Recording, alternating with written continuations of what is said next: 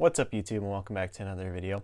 Today I'm going to be talking about HGA card grading. It stands for Hybrid Grading Approach, I believe. My thoughts about it, if you should be grading with them, if it's smart now that that PSA is shut down, all that information. To start off, I'm going to talk about their limiting cards. You can only send about, I think it's like 5-10 cards at a time. It's not a lot, and it's really hard to get an order in. There's like waiting times like every hour. I've never actually sent to them, so I'm not 100% sure how it works because of this. A lot of my card friends that I know have tried to send to HGA, and it's this very frustrating process of getting rejected over and over, being in like the 5,000th waiting place and then getting like locked out, all that stuff happening, and then they can't submit their cards. Because of this card limitability, turnaround times are actually accurate. 60 days is actually 60 days, 30 days actually 30, 10, 2, etc. You get the point. People's opinions on the logos though. I think the logos are unique and a lot different than the other grading companies. In order to be successful grading nowadays, you have to be different than every other company. HGA is definitely taking that approach with their new colorful label system. A lot of people are hating on it.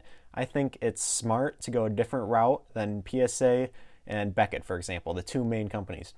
PSA and Beckett are both very different. They went in like an approach similar to both of them. More color, similar to PSA. PSA is red. They do color based on like what the card looks like, which I think is very unique and cool. They have Beckett, like where it has all the subgrades. Let's say it's a Jason Tatum Boston Celtics rookie card. The logo will actually have that same type of green as his jersey, the Boston Celtics logo. I think that color combination will look really good on the slabs, and I think it's a very unique idea from HGA. How they actually grade the cards. They grade the cards in like a scanning system, which can detect dirt and all those types of things. Very unique. I think it's the future of grading cards. I think they're the first company that is actually doing that. If I believe it, I don't think PSA or Beckett or any of those companies are actually doing that. I think over time, because of that scanning system and not exactly the people's eye, people will be more trusted with this company and start buying them. I think they will really catch up the PSA. I think they're going to be that second, possibly. They would compete with Beckett for second for the next couple of years until they continue to grow their company. But I do think they could be competing with PSA in the near future. Now their pricing, which is already similar to PSA and Beckett, that's the main reason I haven't, well, not the main reason. The main reason is because it's hard to submit with them. The second is because their pricing is already very similar to PSA and Beckett. With the value of their cards are not quite at that value of a PSA and a Beckett certification. So like the best value, it's 60 business days for $20.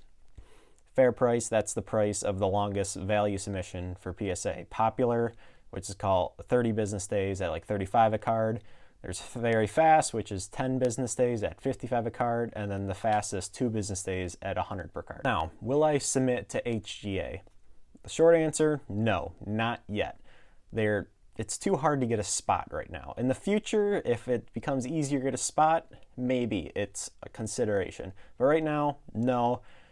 It's too hard to get a spot. That's the main reason. You have to be able to get a spot. If I could get a spot, I would for sure try them out, send some cards into them. The second reason I'm not submitting in the near future to them is that the value is not there yet. PSA and Beckett, they're very trusted companies and that people are buying them to invest in. HGA, it's hit or miss. A lot of new people like to buy the HGA because of the color, and they will overpay and pay close to PSA. A lot of other people will not pay that. It's hard to be able to price these cards out based on the grades. I also think these cards will be very difficult to sell at card shows in the HGA graded case. People are going to be wanting to buy PSA. Those are the investors.